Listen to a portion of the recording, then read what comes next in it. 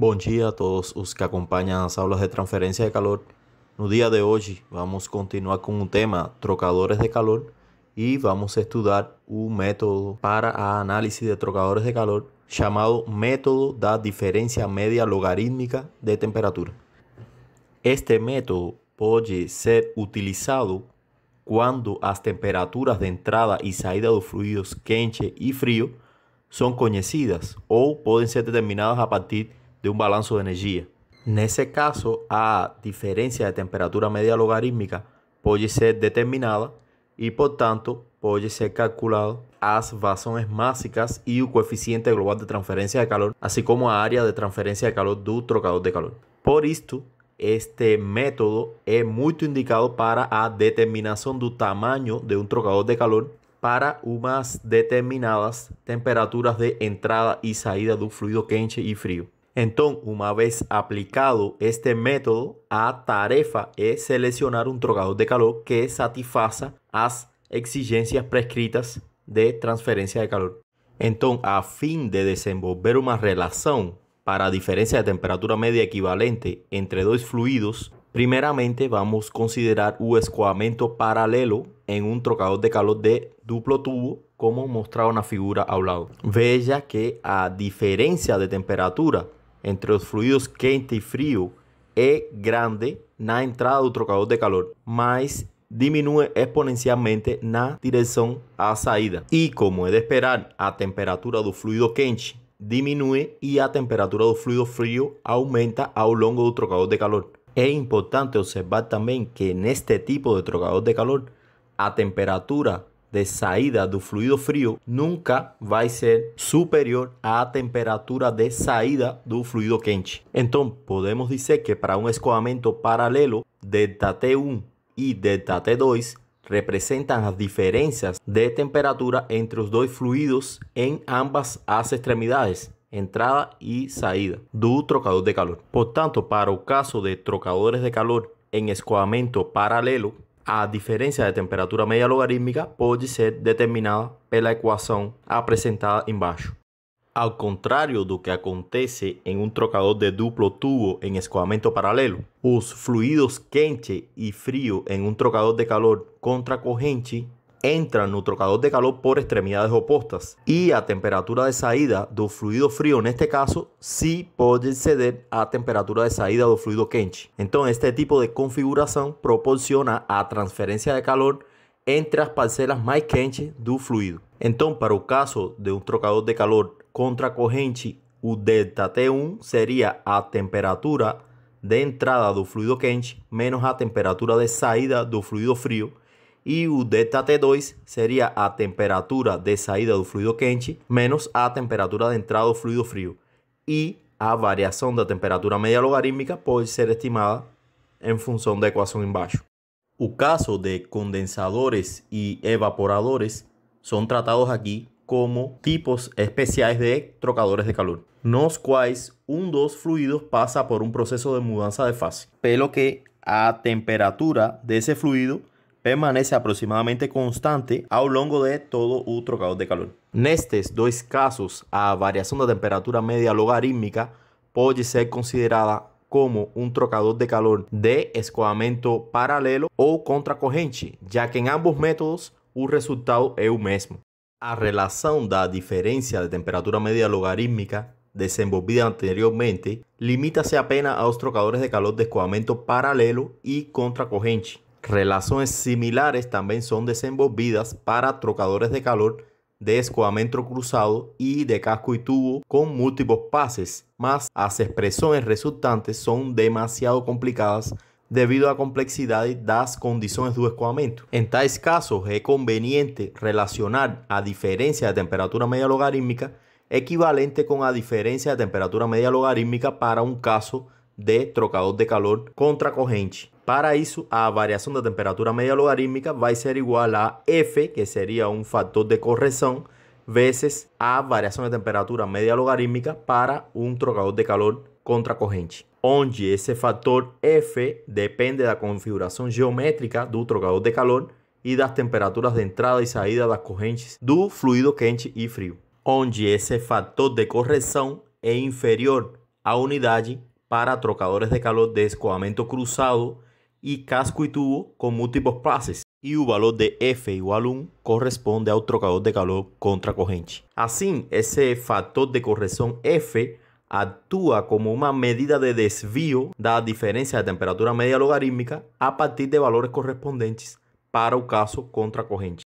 O fator de correção F para configurações comuns de trocadores de calor de escoamento cruzado e de casco e tubo são dados nas figuras a seguir em função de duas razões de temperatura P e R definidas. Então, se se trata de um trocador de calor de casco e tubo com um passo pelo casco e 2, 4, 6 ou qualquer múltiplo de 2 passes pelos tubos, vamos a utilizar a figura A para a determinação do fator F, onde R seria a diferença de temperatura no lado do casco dividido a diferença de temperatura no lado do tubo. E o valor obtido corresponde a uma das linhas do gráfico. E o valor do P seria a diferença das temperaturas no lado do tubo dividido a diferença entre o fluido de entrada no lado do casco e o fluido de entrada no lado do tubo. Assim, análogamente, se se trata de um trocador de calor com 2 passes pelo casco e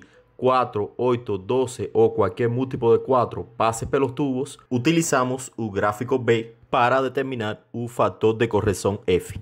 Igualmente, para trocadores de calor de fluxo cruzado, o fator de forma F é determinado em função de gráficos. Nestes casos, a figura C é utilizada quando trata-se de escoamento cruzado com os dois fluidos sem mistura. E a figura D para um escoamento cruzado com um fluido misturado e outro sem mistura.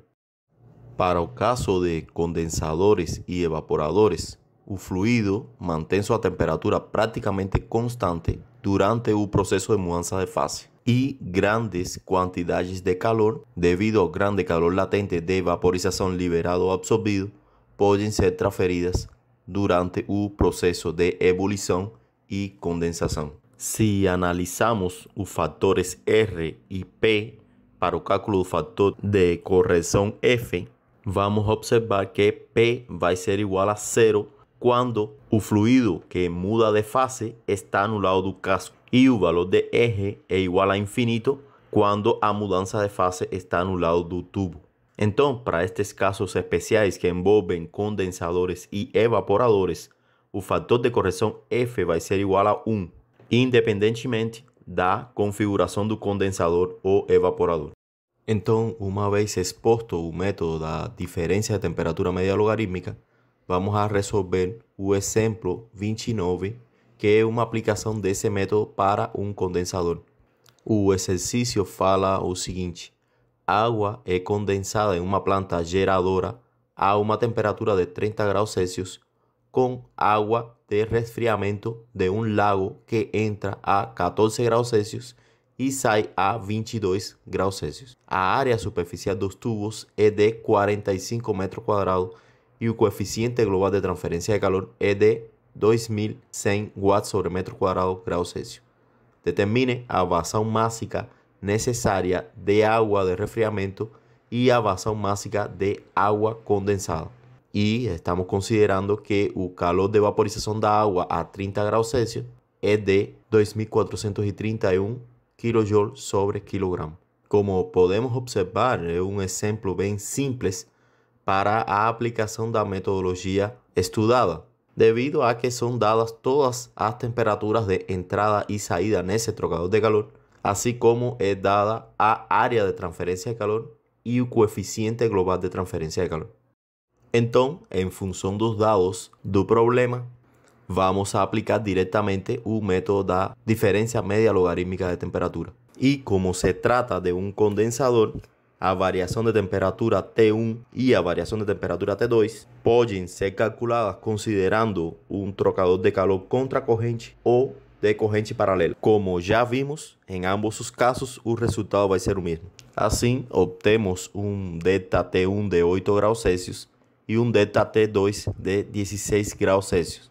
Substituindo na equação da diferença de temperatura média logarítmica, achamos um valor de 11,5 graus Celsius. Então, Agora vamos a determinar a taxa de transferência de calor necesaria para a condensação desse fluido, que seria igual ao coeficiente global de transferência de calor vezes a área da superfície vezes o fator de correção vezes a variação de temperatura média logarítmica. E como se trata de um condensador, sabemos que F é igual a 1 para processos que envolvem mudança de fase. Substituindo, obtemos um valor de 1087 kW. Então agora prosseguimos com a determinação da vazão máxima dessa água de resfriamento. Para isso, vamos a utilizar a equação do calor sensível, MCP ΔT. O valor do calor específico é determinado na tabela A6 em função da temperatura média entre a entrada e a saída desse fluido no trocador de calor.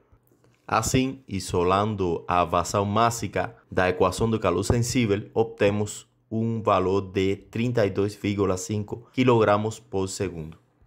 No caso do lado do casco, o que existe é um fluido que se condensa. E utilizando a equação do calor latente, nesse caso, considerando um calor de vaporização específico de 2.431 kJ/kg, obtemos uma vazão máxima de 0,45 kg por segundo. Este exercício nos mostra as altas taxas de transferência de calor emitidas pela mudança de fase de um fluido, já que é preciso que circulen cerca de 72 kg de água de resfriamento para cada quilogramo de vapor condensado. O segundo exercício que trouxe para a aula de hoje é o exemplo 30 e fala o seguinte: é usado um trocador de calor de 2 passes pelo casco e 4 passos pelos tubos para aquecer glicerina desde 20 graus Celsius até 50 graus Celsius utilizando água quente, a qual entra nos tubos de parede fina de 2 centímetros de diâmetro a 80 graus Celsius e sai a 40 graus Celsius. O comprimento total dos tubos no trocador de calor é de 60 metros. O coeficiente de transferência de calor por convecção é de 25 watts sobre metro quadrado graus Celsius no lado da glicerina, no casco, e 160 watts sobre metro quadrado graus Celsius no lado da água. Então, esse exercício pede para determinar a taxa de transferência de calor antes de que exista a incrustação e, seguidamente, depois que exista um fator de deposição de 0,0006 metro quadrado graus Celsius sobre watts. Observamos que nesse exercício as temperaturas de entrada e saída dos fluidos quente e frio são dadas. Também são dados os coeficientes de transferência de calor por convecção interna e externa do tubo. Portanto, seria simples aplicar diretamente o método da diferença de temperatura média logarítmica. No exercício também fala que se trata de tubos de paredes finas, portanto é razoável presumir que as áreas da superfície interna e externa do tubo são iguais. Então, por se tratar de um trocador de calor de casco e tubo com múltiplos passes, vamos a determinar a variação da temperatura média logarítmica como se fosse um trocador de calor contracorrente e, seguidamente, essa diferença de temperatura média logarítmica será afetada pelo fator de correção F, que depende da geometria do trocador de calor. Então, calculamos o ΔT1, que seria a diferença entre a temperatura de entrada do fluido quente e a temperatura de saída do fluido frio, e obtemos um valor de 30 graus Celsius.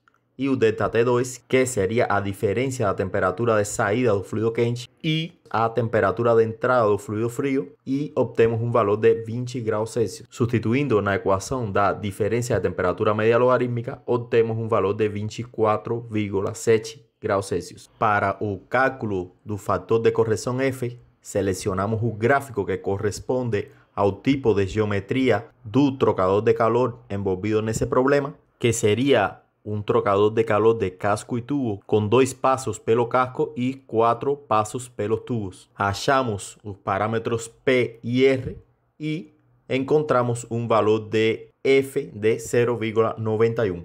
Seguidamente, calculamos a área da superfície de troca de calor como a área de ese tubo, que sería pi veces d veces L, considerando un solo tubo de 60 metros de comprimento. Y hallamos un valor de 3,77 metros cuadrados. Então, como as deposições afetam o coeficiente global de transferência de calor, vamos considerar agora o caso sem deposições e, seguidamente, o caso com deposições. Para o caso sem deposições e considerando que é um tubo de espessura fina, o coeficiente global de transferência de calor tem essa forma aí. E substituindo os valores, obtemos um coeficiente global de transferência de calor de 21,6 watts sobre metro quadrado grau Celsius. Substituindo na equação da taxa de transferência de calor, obtemos um valor de 1.830 watts. Considerando agora as deposições em uma das superfícies do tubo, temos que o coeficiente global de transferência de calor tem essa forma aí, e calculando obtemos um valor de 21,3 watts sobre metro quadrado grau Celsius. Substituindo esse coeficiente global de transferência de calor, obtemos uma taxa de transferência de calor de 1.805 watts, que, como é de esperar, é menor que a calculada para um trocador de calor sem incrustações devido à adição de uma resistência térmica. Bom, então até aqui a aula de hoje. Na próxima aula vamos a estudar um método da efetividade e NTU que permite a determinação da taxa de transferência de calor e das temperaturas de saída dos fluidos quente e frio. Então, muito obrigado a todos pela atenção e até a próxima. Tchau.